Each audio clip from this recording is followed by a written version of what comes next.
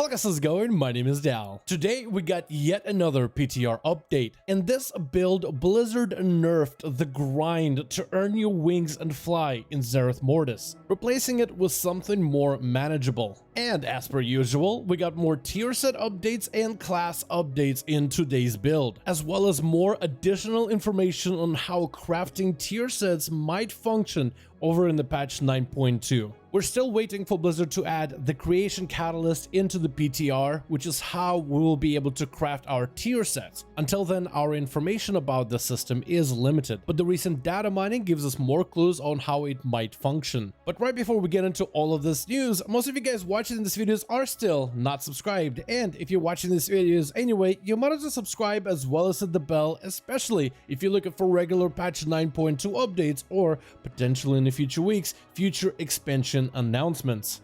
Initially, for patch 9.2, you had to complete the cipher of the first ones before you could fly. Think of the cipher like a personal progression system of Zereth Mortis. With the cipher, you can research the language of the Automa, the mechanical beings of this brand new area, gain temporary buffs while you're in the zone, and even research upgrades for your follower companion. But to complete research, it takes a lot of time. It takes resources, but also waiting.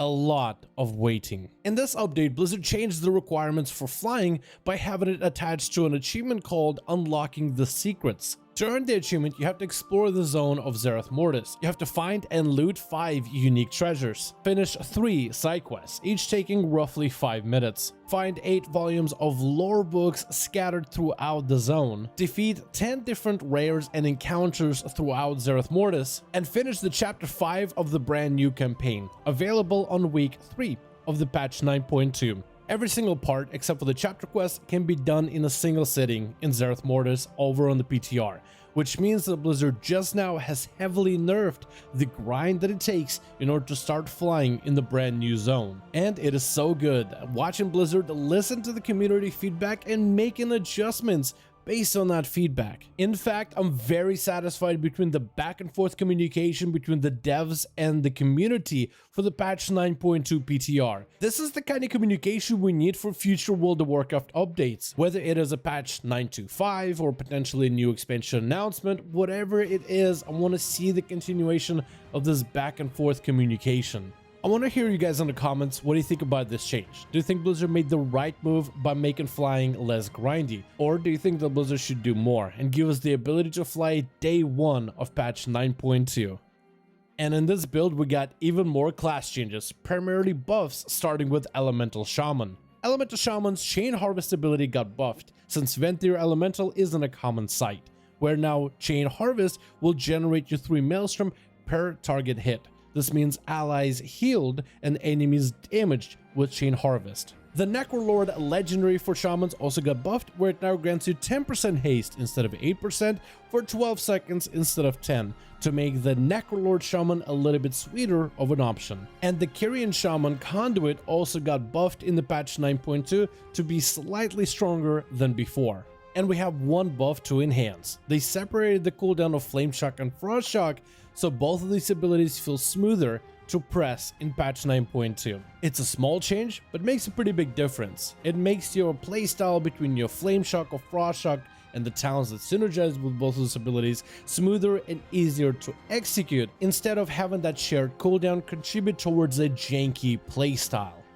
The Vinthia Warlock legendary has an effect where it can scale out of control, where the more enemies it passes through, the more damage it can build up. Previously, this damage wasn't capped, and Blizzard added a new cap for this ability in patch 9.2 just so it doesn't scale out of control. We also have a change for the Fire Mage tier set, where combustion will no longer burn you for maximum health.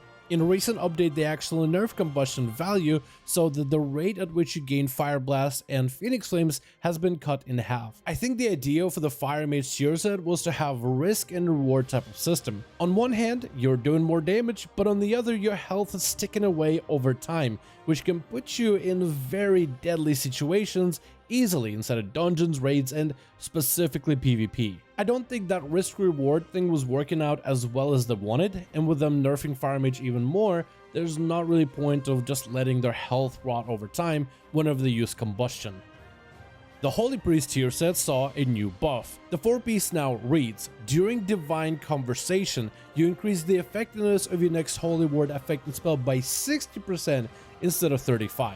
Currently, your Holy Word spells that heal your allies are buffed by this tier set, but I'm unsure how it's supposed to interact with Holy Word Chastise, which, unlike the other Holy Words, this one does damage and provides a little bit of crowd control to the enemy, maybe even a stun if you talent into it. The tier set does read that it increases the effectiveness of your next Holy Word spell. It doesn't necessarily mean the healing, but could be potentially even damage. I would love to see a blue post in the future explaining what Blizzard's intention was with the Holy Priest tier set for patch 9.2. The brand new seasonal affix of Encrypted, added for patch 9.2 PTR, saw massive buffs this week. The Encrypted affix throws in more mini-bosses alongside the different dungeon packs. The players get to choose which mini-boss they want to fight, and different bosses give you different powers when slain. The Vi buff will now be your new haste buff, which will now also grant you extra cosmic damage or cosmic healing whether you are damaging your foes or helping your allies. The buff has been changed by quite a bit.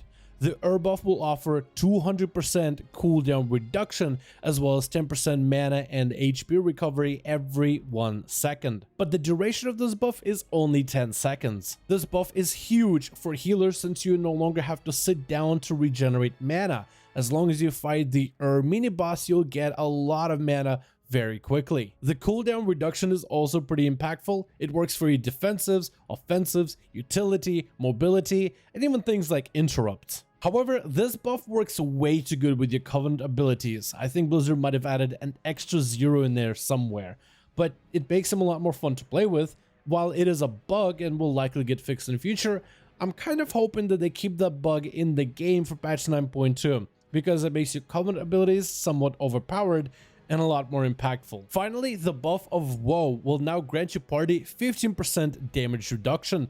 For the duration of the effect, you will automatically stealth every time you're outside of combat, and the duration of this buff is now 20 seconds. This is a much better version than the original skip buff that Blizzard added for the patch 9.2. This one is far more consistent if you want to use it for skipping trash packs, or if you want to use its combat capabilities to reduce the damage your party takes, which I imagine would be pretty amazing in certain dungeons that are tyrannical or fortified at a very high level.